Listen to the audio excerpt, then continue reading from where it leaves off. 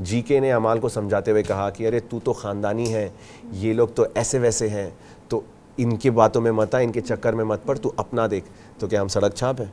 तो अगर मैंने एक बार प्रणीत को बोला कि go back to your village, उसको इतना बड़ा मुद्दा बनाया गया। मैंने एक बार बोला कि the quality of contestants is shit, उसको इतना बड़ा मुद्दा बनाया गया। इन लोगों ने जब ऐसी बातें की हैं मेरे खिलाफ, जब कुछ नहीं बोला गया, वेरी ऑब्वियस मेरी फैमिली 1% क्या आधा % भी सरप्राइज या शॉक नहीं थी कि मैं बाहर आया।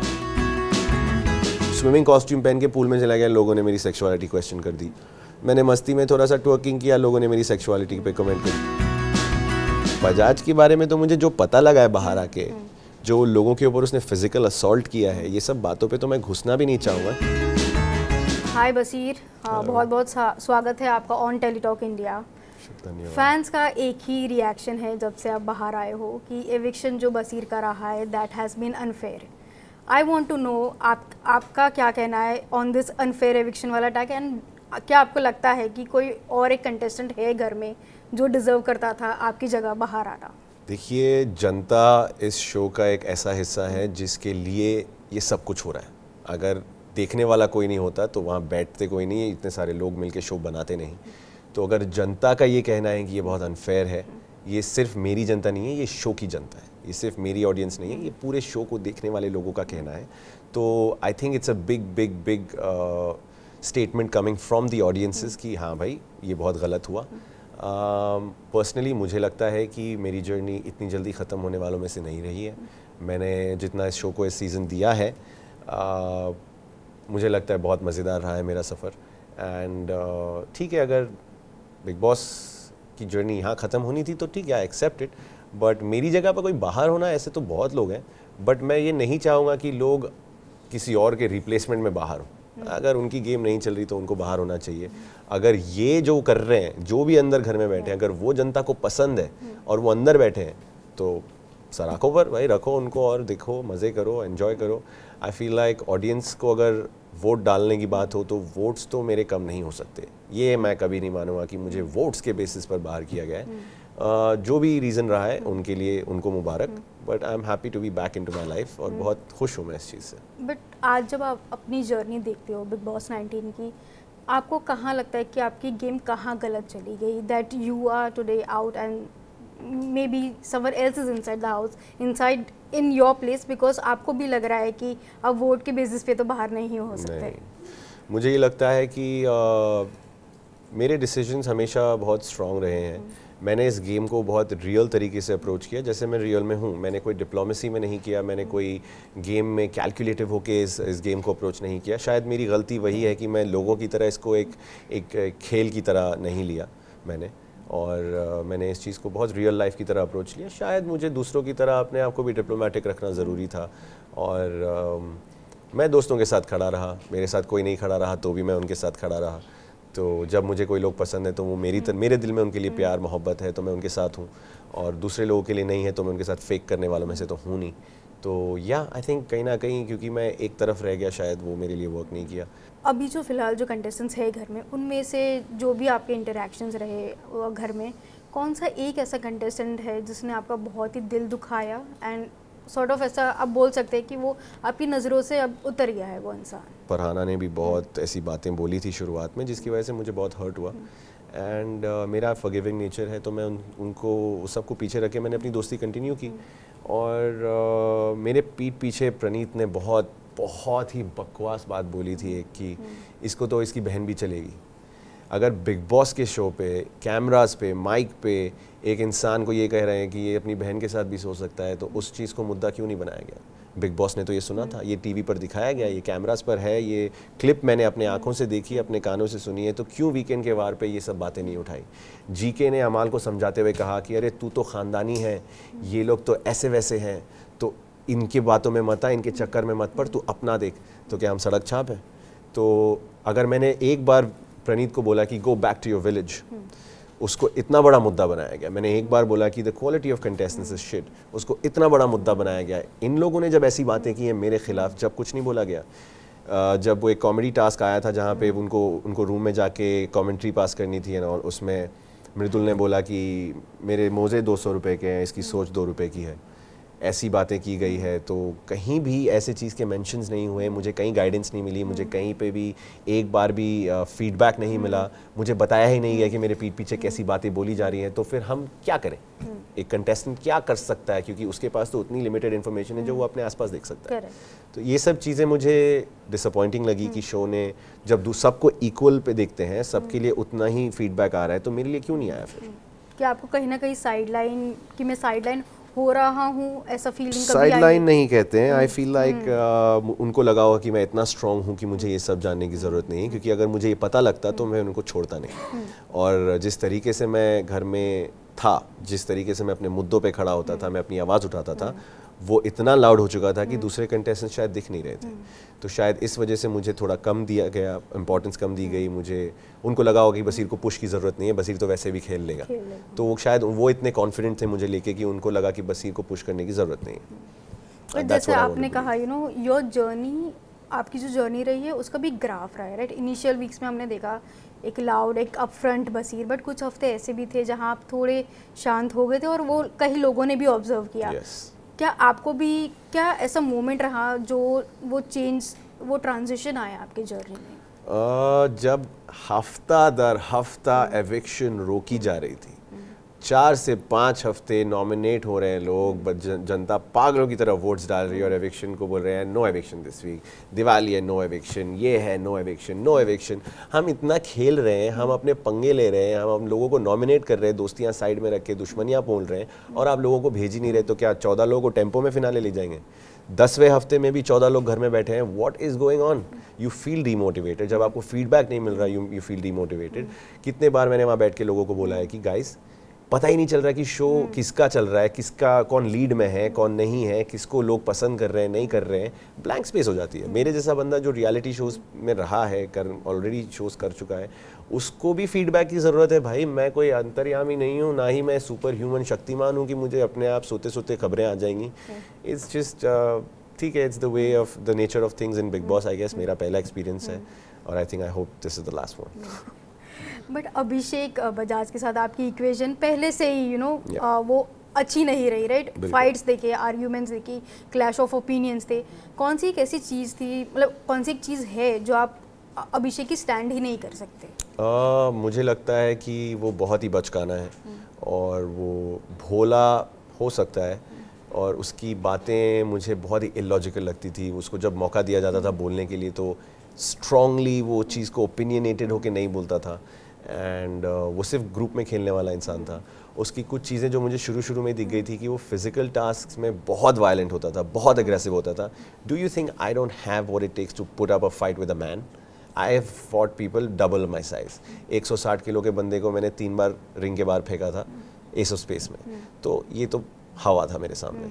But I don't want to break the rules. वो बार बार ब्रेक करे जा रहा था और उसे हर बार मौका दिया गया। उसे फाइनली वो पानी पूरी वाले नॉमिनेशन में उसको बोला ये आपका लास्ट वार्निंग है।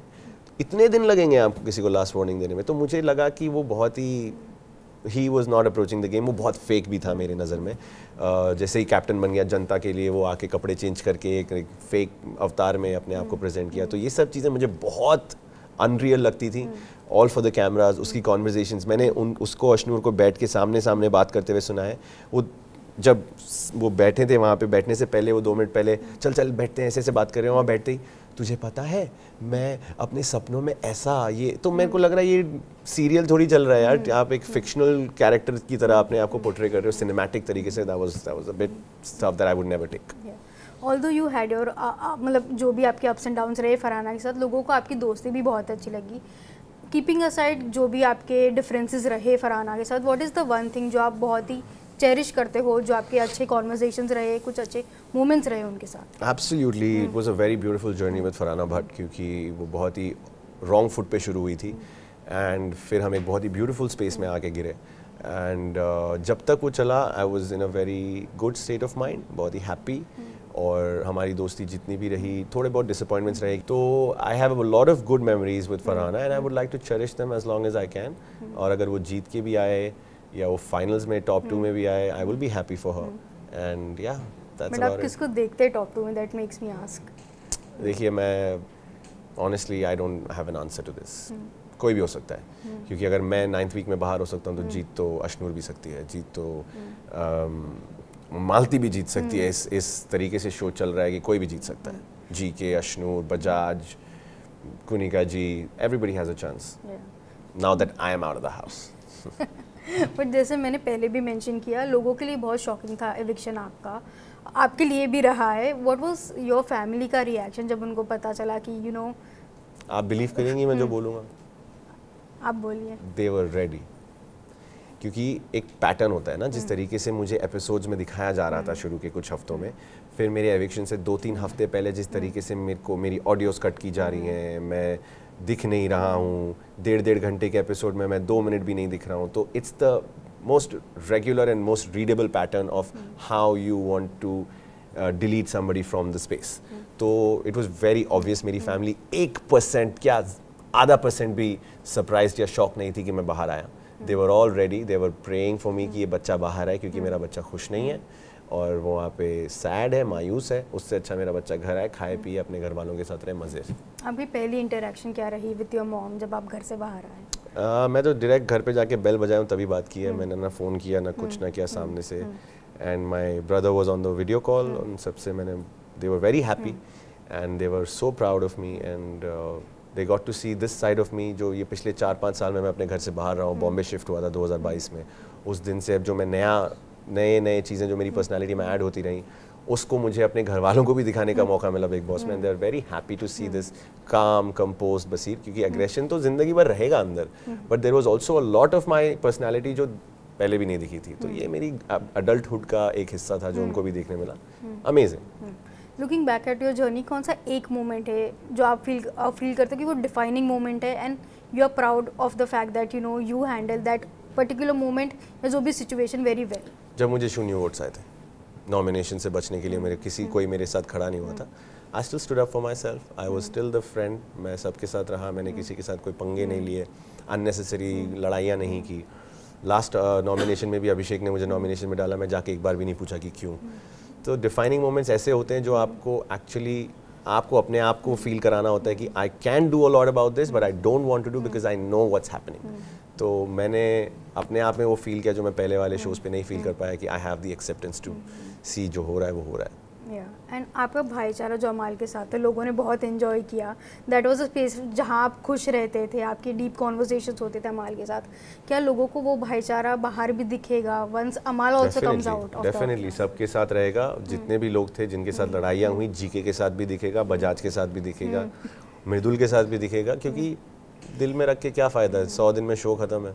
100 दिन के बाद आपकी ज़िंदगी इतनी लंबी है कि ये सब भुला के आगे बढ़ना ही है। कहीं ना कहीं शायद जीके के साथ कोई शो कर लूँ, शायद बजाज के साथ कोई शो कर लूँ, कल के दिन फिर शायद खतरों के खिलाड़ी में कोई 4 लोग आ जाएं, यहीं से मेरे को बुलाया जाए। तो you never know where you get to see this people. So मैं कोई पंगे लेके लड़ाइयाँ रख के मुझे नहीं रखना है। अगर उनका दिल दुखा रहेगा तो उनकी प्रॉब्लम है।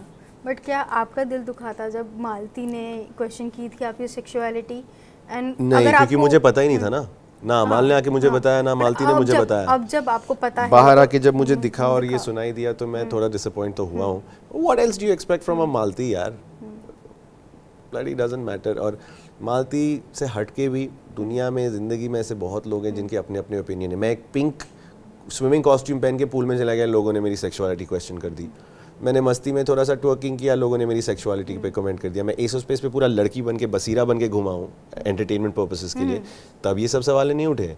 जीके उस दिन साड़ी पहन के तानिया मित्तल की तरह वो पूरे कपड़े पहन के, ब्लाउज पहन के आया है, उसके ऊपर सेक्सुअलिटी के ऊपर सवाल नहीं उठा। शहबाज वहाँ पे अदनंगे कपड़े पहन के मस्ती कर रहा है, तब उसकी सेक्सुअलिटी पे कमेंट नहीं हुए। वो क्या था, वो बजाज मुझे वहाँ पे लचकीले कर रहा है एंड ऑल दैट शिट। तो तब ये सब नहीं पूछा गया। बजाज के बारे में तो मुझे जो पता लगा है बाहर आके, जो लोगों के ऊपर उसने फिजिकल असॉल्ट किया है, ये सब बातों पे तो मैं घुसना भी नहीं चाहूँगा, क्योंकि मेरी सेक्सुअलिटी को साइड में रखो। आप अपनी मर्दानगी का सवाल करो भाई, आप किस टाइप के मर्द हो। चलो जब वो बाहर आएंगे तो आप उनसे ज़रूर पूछना, मेरे बिहाफ पे पूछना। लास्ट क्वेश्चन, तानिया जो है, जो उनका जर्नी रहा है inside the house, I am asking because क्योंकि आप एक कंटेस्टेंट रहे हो और आपने भी सुना है उन्होंने जो बड़े बड़े क्लेम्स किए हैं अबाउट अ लाइफस्टाइल, और वो सब बाहर लोगों को लगता है कि वो बड़ा ही फेक है, वो झूठा है। वो तो खुद भी घर में बोल रही है मैं फेंकती हूँ। उन्होंने तो बहुत कुछ बोला है जो मतलब बिलीवेबल है ही नहीं। उन्होंने तो कहा बिग बॉस के घर जितना तो उनका गार्डन है।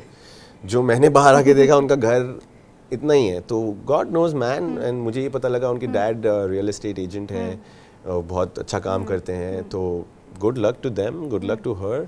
बहुत अच्छा खेल रही है, और जो लोग बिलीव कर रहे हैं उनको मूर्ख कहो या जो कहो, उसका सिक्का तो चल रहा है। थिंक बट क्या आपको लगता है वो जो क्लेम्स जो बता रही है शो के अंदर, वो कहीं ना कहीं सिर्फ अटेंशन सीकिंग के लिए ही, पर्पस के लिए? खिलाड़ी है, खिलाड़ी खेल रहा है, उससे ज़्यादा क्या बोल सकते हैं। और खिलाड़ी का तरीका है खेलने का, कुछ भी बोलेगी वो। वहाँ पे किसी के पास फ़ोन नहीं है चेक करने के लिए, तो खेल रही है उस पर वो। एंड बिफोर हम इंटरव्यू खत्म करें उससे पहले एक छोटा सा रैपिड फायर राउंड है, जहाँ मैं आपको टाइटल्स दूंगी और आपको बताना कि ये टाइटल किसको सूट होता है। पहला है मास्टरमाइंड, जीके, चालाक, कोनिका जी, गॉसिप गुरु, तानिया, साइलेंट पर स्मार्ट, शहबाज। नहीं, साइलेंट तो नहीं है वो, स्मार्ट अच्छा खेलता था, मस्ती करता था, but silent but smart could be Ashnoor. घर का जोकर, शहबाज। आंसू एक्सप्रेस, जो पूरे दिन सिर्फ मतलब हर कोई कुछ भी छोटी बात हो जाए तो आंसू पहले ही निकल आते हैं, Tania again. Drama king, drama king Bajaj. Drama queen, Tania again. लंबी रेस का घोड़ा, Baseer. And and the final one is the underdog. I think it should be underdog. कौन है यार? सब बेसिक लगे मुझे। I would leave it to the audience. Please answer this for me. But thank you so much, Basir. शुक्रिया for joining this conversation and I wish you all the luck. हम audience भी आपको बहुत देखना चाहते हैं, एंड होपफुली सून आप कोई प्रोजेक्ट लेकर आए और हम फिर एक कॉन्वर्सेशन करें। ज़रूर मिलते रहेंगे।